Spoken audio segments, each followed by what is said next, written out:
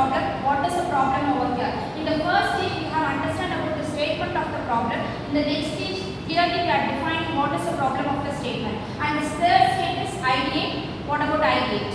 Marketing strategy development involves generating creative ideas to achieve marketing goals and targeted audiences.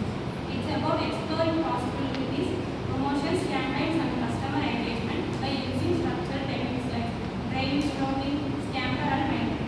In this ideate, we are finding a solution for that problem. So that is an ideate. In here, we are having a marketing strategy development over here. So we are having different strategies. Based upon the different strategies, we are finding out the solution for a problem. Next to that, prototype. Prototype in marketing. The prototype of marketing usually refers to testing ideas, processes, or products before full-scale launch. Just like a prototype product, a marketing prototype is a trial run, a craft campaign, sample ad, landing page, or promotional experiment to see how customers respond. In this marketing, we are having this prototype, we are having a model or a shortcuts over here. Here we are having a marketing mix. We are having 4 P's, we are called it as a marketing mix. In this marketing, we are having 4 P's, that is product, price, and promotion. These are all